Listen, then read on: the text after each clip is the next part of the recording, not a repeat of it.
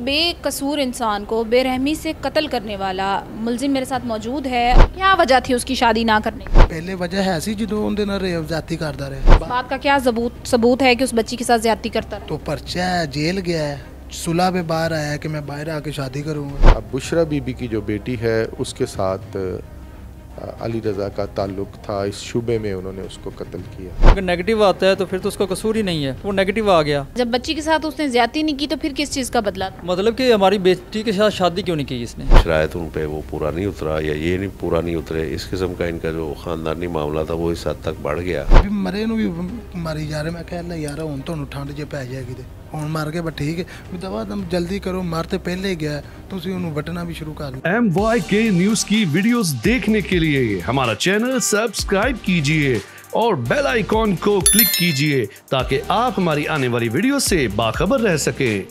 अस्सलाम वालेकुम नाज़रीन, आप देख रहे हैं MYK न्यूज़ और मैं हूं आपके साथ सना वकास। नाज़रीन, अली रज़ा एक ऐसा शख्स जिसको शादी से इनकार करने पर कत्ल कर दिया गया। अली रज़ा को क्यों कत्ल किया गया और किसने कत्ल किया, आइए जानते हैं। नाज़रीन, एक बेकसूर इंसान को बेरहमी से कत्ल करने वाला मुलजिम मेरे साथ मौजूद है और इस शख्स ने उसको क्यों कत्ल किया, इसकी अपनी कोई रंजिश थी या सिर्फ इसने पैसे लेकर उसको कत्ल किया, ये पूछते हैं। इसी से क्या नाम है? अली अब्बास। क्या करते हो? केबल का काम। उम्र कितनी? 28-30 साल है। तो यहाँ तक कैसे आए? मेरे दोस्तों की वजह से आया हूँ। दोस्तों की वजह से कैसे? वो गुलाम रसूल तैयब मेरे तल्लक थे, उनके साथ दोस्त थे मेरे, तो उनका रीज़न एक चल रहा था कि उसकी गुलाम रसूल की भतीजी थी और एक भांजा था। भांजे ने ज़्यादती की है भाई के बेटी के साथ, तो इनका रीज़न था ये भी, उन्होंने पकड़वा दिया। सुलह में बाहर आया तो उसने कहा कि ये मैं शादी करूँगा। पूरी बरादरी इकट्ठ हुआ, इन्होंने कहा जी ठीक है मैं सुलह करेगा। इन लोगों ने बाहर छुड़वा लिया उसे। जब वो बाहर आया तो इन्होंने कहा जी मैंने नहीं करना, शादी नहीं कर, मैंने नहीं करनी। वो आगे कर रहा था शादी। इन लोगों ने फिर समझाया तो गुलाम रसूल ने, हम बैठे हुए थे एक दिन, तो उन्होंने कहा यार मैं क्या करूँ, भांजा भी लगता है उधर, वो मेरी भतीजी है, की करा मैं फस गया यार, इन्हों किन्ना समझावा मैं यार, इन समझू कर लेगा। उन्होंने कहा यार इंज करने भी जाते इन्हों मैं बुलाना, मैंने ये नहीं सी पता कि इन्होंने मारना है। पता था आपके मशवरे पे बुला? नहीं मेरे मशवरे पे नहीं, वो इसकी बीवी है सुरैया। सुरैया को भी जानते थे पहले से? घरेलू तल्लक है मेरे, मैं आना जाना था। फिर तो सुरैया ने बुलाया अपने भांजे को, उसने कहा मम्मी मैं आ रहा हूँ। तो वो आया, उसने कहा मैंने घर नहीं आना, वो पार्क में है। तो उधर बात कर रहा है, तो पता नहीं क्या बात कर रहा है, भी वो कह रही होगी भी शादी कर ले वगैरह वगैरह, नहीं करनी जो भी। इतनी देर में हम भी चले गए। वो गुलाम रसूल ने कहा कि ये बात घर में बैठ के करेंगे, इधर नहीं। घर की बजाय उन्होंने शेहूपुरा में डाल ली। उधर गए तो वो गाड़ी किसकी थी? इन्हें की थी, अपनी थी, उनकी अपनी थी। ठीक है। फिर तो वो गाड़ी में बात हो रही थी, साथ में वो बुशरा जो है ऐसे कोक पिला रही थी, बोतल पी। उन्हें कहा पी लेना, फिर उन्हें भी पी ली, 4-5-10 जितनी भी उन्हें पीनी सी पी ली। उन्हें कहा तू मेरे प्लाट दे पेपर, उन्हें कहा मैं प्लाट दे पेपर देना, उन्हें कहा मैं नहीं लेंदी, तू मेरी धी नाल शादी क्यों नहीं होन करता, पूरी बरादरी जो मैं तो बिस्त हो जाऊंगी। वो इन्हीं गल करते हैं। उन्हें कहा भी अच्छा, वो कत्ल का इरादा इन लोगों का पहले से था? नहीं कत्ल का इरादा पहले से नहीं था, अचानक मौके पे बन गए। फिर मौके पे छुरी और पिस्टल कैसे आया? नहीं वो जो है ना, पिस्टल तो वो गुलाम रसूल पहले भी रखता था ना, गोदाम में भी, गाड़ी में भी अक्सर पड़ा रहता था। अच्छा, पास रखता? हाँ वो तो पहले। छुरी कहाँ से? छुरी तो उसके पहले ही उसके पास होती है, वो छल्ला सा बना छोटा सा, तो इतना सा चाकू है, ठीक है। पहले फिर उसको किस जगह पे लेकर गए? वो लेके गए, उसको गाड़ी में बोतल पिलाई, बोतल पिलाकर बेहोश हो गया वो? इतना बेहोश बेहोश नहीं। फिर उसको कहाँ लेके गए? वो इधर शरकपुर का एरिया है, वहाँ लेकर उधर लेके गए। ये वक्त क्या था, दिन का था रात का था? जब वो गए थे तो दिन का ही था, 4-4:30 का। फिर उसके बाद फिर ये टाइम आ गया। अच्छा, वहीं पे घूमते फिरते रहे? हाँ, बात करते रहे। अभी कहा था भी डर जाएगा, मान जाएगा तो इसे वापस ले आएंगे। मतलब उसको डराना धमकाना था भी मेरी बेटी के साथ शादी मारने का कोई इरादा नहीं था। फिर जब वो उधर उस जगह पे चले गए, अभी बैठ के बात कर लेते हैं। जब वो नीचे उतरे तो उसने कहा जी मैं करता हूँ, ऊंचा बोल। उसने कहा भी मैं करता हूँ, शादी करता हूँ। मैं कहा लो जी मान गया हूँ ठीक है। उन्होंने कहा बाद फिर मुकर जाता है। ये तैयब और इसका मामू जो गुलाम रसूल है तो वो अली रज़ा एक साइड पे खड़े हो गए बादशाह कर रहे हैं। उन्होंने कहा जो हूँ तू मुकरिया तो फिर हैं तो सारा कुछ तेरे को ही रहता यार, लेकिन ठीक है नाले आप मेरा आपदा है तू कोई नहीं गल कहता भाई जा मैं नहीं करता। फिर इन्हों की तलक कलामी हो गई। उतों फिर गुलाम रसूल ने इट मारी, पहले उसको ईंट मारी, हाँ ईंट मार सर में, फिर इट मार के तो थले डिग पे। उतों फिर 2-3 मार दी जिमें बंदा हैपर गुस्से च जिमें, ठीक है। फिर वो तैयब के पास चाकू था, चाकू वो फेर रहा था। मैं कहा यार मर तो गया है हुण तुसी फिर इनू वड्डी जाते जे हैं। और जो मैं लेकिन मैंने तो सुना कि वो चाकू आपने उसके गले में, मैं बताता हूँ ना। अच्छा मैं कहा यार मैनू यानी कि जिमें गुस्सा नहीं आ जाता कि यार भी मरे नू भी मारी जा रहे। मैं कहा यार हुण तुहानू ठंड जे पै जाएगी तो हुण मर गए बस ठीक है भी दवा दम जल्दी करो, मर तो पहले ही गया तुसी उन्होंने वड्डना भी शुरू कर लो। तब तक वो जिंदा था जब तक आपने चाकू नहीं मारा? नहीं मर गया सी पहले, उससे पहले। फिर उसके बाद उसके सर में गोली किसने मारी? उसके मामू ने, मामू ने मारी। हाँ फिर वो उसे कपड़े में बांध के फिर वो इन्होंने कहा दरिया में फेंकना है। मैं दरिया च ना सट्टो तुसी ये पैलियां ही सुट दो कि चलो लाश तो लभ जाए, क्योंकि मेरा तो इरादा ही नहीं सी मारन का। मैं जो फिर बाद मैं कहा यार तू ये की कीता भी वड्डन करदा पिया ते इनू ही करन दे। मैं मैं तो गुस्से च कहा ना भी लो यार भी मैंने गुस्सा आ गया ना। वो गुस्सा अब काम आया है यहाँ पे? अब किस नतीजे तक पहुँच? नतीजा ये देख लें आपके सामने ही है। इतना परेशान हूँ, नींद भी नहीं आती। कसूरवार तो बराबर हो? कसूरवार बराबर हो गया। मैं ये नहीं कह रहा कि मैं कसूरवार नहीं। हाँ मुझे पता होता ना भी मदई के घर का ये भी जो भी इसका घर मैं बता देता, लेकिन मुझे पता ही नहीं था क्योंकि मेरा तल्लक ही इनके मामले। आपको पता ही नहीं था? आपको वो कत्ल के लिए साथ लेके जा रहे, आपको ये तो पता था कि उसको बोतल में कुछ डालकर पिला रहे हैं? मुझे क्या पता इसमें क्या डाला है। फिर जब वो बेहोश हो गया था, नीम बेहोश हो रहा था, आपका इरादा नहीं था उसको कत्ल करने का, तब शोर क्यों नहीं मचाया? शोर उधर है ही जंगल। वापिस आ जाते आप लेके उसको?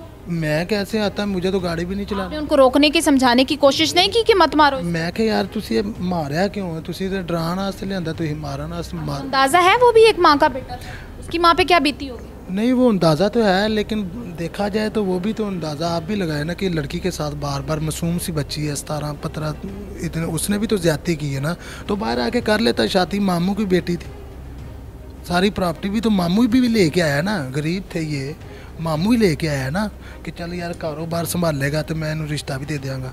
तो मामू तो बीमार सी, सारा कुछ तो यही संभालन दिया ही। क्या वजह थी उसकी शादी ना करने की? पहले वजह है सी जो उनके नाल ज्यादती करता रहे। इस बात का क्या सबूत है कि उस बच्ची के साथ ज्यादती करता रहा? तो पर्चा है, जेल गया है, सुलह पे बाहर आया कि मैं बाहर आके शादी करूँगा। नाजरीन, अली रज़ा केस के मुद्दई मेरे साथ मौजूद हैं जो कि अपनी ही रिश्तेदार ख़वातीन के हाथों और रिश्तेदारों के हाथों जिसका कत्ल हो गया। तो ये आप लोगों का क्या मामला था? अली रज़ा की क्या दुश्मनी थी? उसकी फुफ्फो ज़ात वो थी या मतलब अपना आपका खूनी रिश्ता था? अली रज़ा की फुफ्फो की बेटी थी। आपकी क्या लगती थी? हमारे आउट ऑफ फैमिली थे, तो अली रज़ा के अब्बू की शादी हमने आउट ऑफ फैमिली की थी, वो आउट ऑफ फैमिली से थे, तो वो उसकी सिस्टर्स थी। तो उधर रिश्ते की बात चली थी, लेकिन वो लॉन्ग टर्म ना चल सकी, तो हमने जो जवाब दे दिया उनको कि हमने रिश्ता नहीं करना। उन्होंने 376 करवा दी, FIR करवा दी, लड़का अंदर चला गया जेल में। लेकिन उसकी जब रिपोर्ट आई 3 माह के बाद तो वो नेगेटिव आई। तो अली रज़ा पे उन्होंने इल्ज़ाम लगाया कि इसने बच्ची के साथ ज़्यादती की, बच्ची के साथ ज़्यादती की है, तो उसी बिना पे उसको जेल में जाना पड़ा। लेकिन जब क्योंकि मेडिकल होता है तो मेडिकल की रिपोर्ट आई तो वो नेगेटिव में आई, जिसकी वजह से केस ज़ीरो हो गया, साबित ना कर सके कि बच्ची के साथ इस तरह किया। उन्होंने फिर कहा कि हम इसके साथ करेंगे कुछ, तो हमने कहा कि जी पहले भी हमने आपको गारंटी दी है 1.5 करोड़ रुपया, मतलब घर की फ़ाइल और गाड़ी की फ़ाइल उनको दी थी कि अगर मेडिकल पॉजिटिव आता है तो वो आपको इस तरफ चला जाएगा, अगर नेगेटिव आता है तो फिर तो उसका कसूर ही नहीं है। तो वो नेगेटिव आ गया, तो उसके बाद उन्होंने कहा कि जो है हम इसके से बदला लेंगे। हम उनके घर गए। किस चीज़ का बदला? जब बच्ची के साथ उसने ज्यादती नहीं की तो फिर किस चीज़ का बदला था? मतलब कि हमारी बेटी के साथ शादी क्यों नहीं की इसने, इसका रिश्ता क्यों नहीं, शादी ना करने का इंतकाम ले, शादी क्यों नहीं कर रहा ये, हमारी बेटी के साथ शादी करे, क्योंकि बात उसके साथ चल रही थी इसकी। तो हमने कहा कि वो उसका हमारा मतलब हम रिश्ता नहीं करना चाह रहे हैं। तो उसके घर गए, मिन्नत तरला भी किया कि आप जाने दें, जैसे गाँव की रवायत होती है।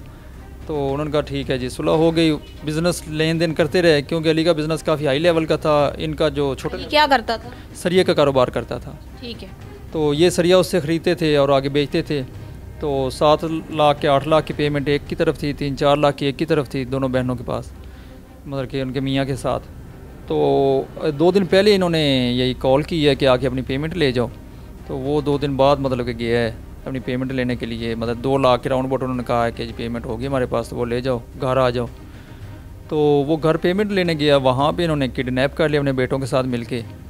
तो उसको शेखपुरा जाकर उसका तशद्दुद किया है पहले, उसके बाद उसका गला काट दिया और गोली मार दी। पुलिस ने कैसे इस चीज़ को हल किया? मेरे साथ आतिफ साहब मौजूद हैं। सर, ये चूँकि ख़ानदान का मामला था और रिश्तेदारों को नहीं पता चल रहा था उनको कि ये हमारी फैमिली के ही लोग शामिल होंगे या अगवा हुआ है या कत्ल हो गया है, तो इसके वाक़े की आपको इत्तला कब हुई और इसको आपने कैसे हल किया? ये 9 अक्टूबर को लोकल पुलिस को इत्तला होती है। 10 अक्टूबर को 9 को ये लड़का अपने घर से, अपने कारोबार से, जहाँ इसकी शॉप है वहाँ से ये जाता है और इसका फ़ोन बंद हो जाता है। तकरीबन कितनी उम्र थी उस लड़की की? ये तकरीबन 27-28 साल। तो ये इसके लवाकिन जो है, इसका भाई है, वो ढूंढना शुरू करते हैं। इन्हें जब नहीं मिलता तो ये लोकल पुलिस को इत्तला करते हैं, पर्चा हो जाता है अगवा का नामालूम लोगों के खिलाफ।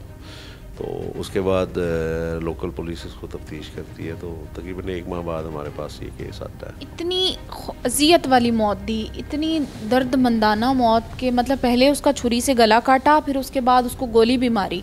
तो क्या इतना बड़ा रंज था, ऐसी क्या नाराज़गी थी कि अपने ही मामू के बेटे को, मतलब आपका खूनी रिश्ता है और इतनी बेदर्दी के साथ कत्ल किया और करवाया? ये इनके 4-5 साल पहले ये जो अली रज़ा है, ये पाकपतन से ये अपनी फूफी की बेटी बुशरा के घर आके रहना शुरू कर देता है। साथ को जॉब करता है, फिर बिज़नेस शुरू कर देता है इनके साथ ही। तो उसी दौरान उसकी बेटी के साथ इसके कुछ ताल्लुकात का होता है शुबा।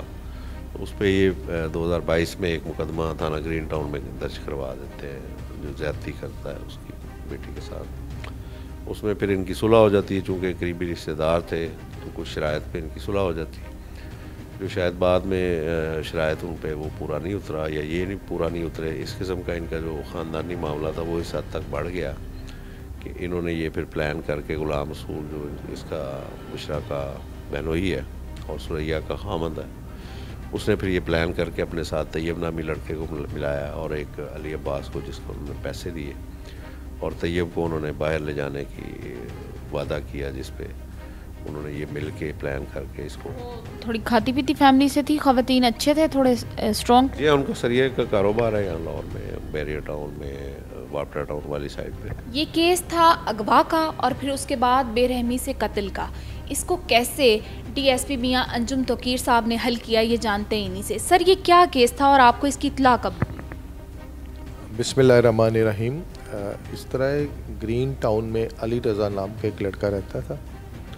अली रज़ा एक दिन घर से गया और वापस नहीं आया। उसके भाई ने FIR दर्ज करवाई कि कल से मेरा भाई जो है ये घर से गया है और रात को आया नहीं है, और उसका फ़ोन भी बंद है और उससे रब्ता भी नहीं हो रहा, हमें पता भी नहीं चल रहा वो कहाँ। 2 से 3 दिन हमें कुछ लोग मशकूक लगे, उनकी हमने कॉल डिटेल्स वगैरह ली, उनकी लोकेशंस वगैरह देखी, तो हमें वो लोग मशकूक लगे। ये 2 ख़वातीन थी, एक बुशरा और दूसरी सुरैया बीबी।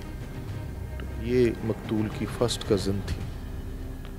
जब 2-3 दिन के बाद हम इस नतीजे के पहुँचे कि इनसे ही इंटरव्यू किया जाए तो हम आगे चल सकते हैं। हमने इन दोनों को पकड़ के बिठाया और इनसे बातचीत की, तो 1 से 1.5 दिन में हम कत्ल तक पहुँच गए। अब बुशरा बीबी की जो बेटी है उसके साथ अली रज़ा का ताल्लुक़ था, इस शुबे में उन्होंने उसको कत्ल किया।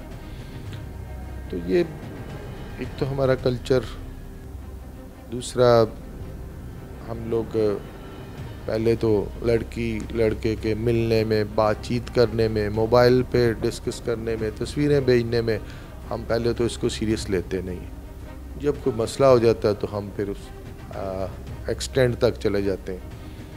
इसमें यही है कि बच्चे बच्चियां उन पे नज़र रखें, उनको बिला वजह गैर ज़रूरी मोबाइल और ये ड्रामे वगैरह ये ना देखने दें।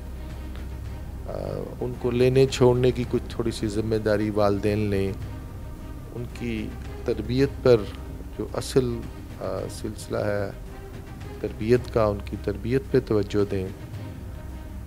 हमारे यहाँ जो इस वक्त जो हमारा सिलसिला चल रहा है कि हम लोग तालीम पे तो बहुत तवज्जो देते हैं लेकिन बच्चे की तरबियत पे तवज्जो नहीं देते। हम लोग अपने बच्चे को doctor, engineer, software engineer, charter accountant तो बनाना चाहते हैं, लेकिन हम अपने बच्चे को अच्छा इंसान बनाने के लिए कुछ नहीं कर रहे। लिहाजा मेरे नज़दीक सबसे पहले बच्चे की तरबियत पे तवज्जो देनी चाहिए। बिल्कुल नाज़रीन, औलाद को सिर्फ पैदा करके पालना नहीं होता, औलाद की तरबियत करनी होती है। मेरे साथ मियाँ अंजुम तौकीर साहब मौजूद थे जिन्होंने बड़ी कोशिश करके अपनी टीम के साथ मिलकर इस मामले को हल किया।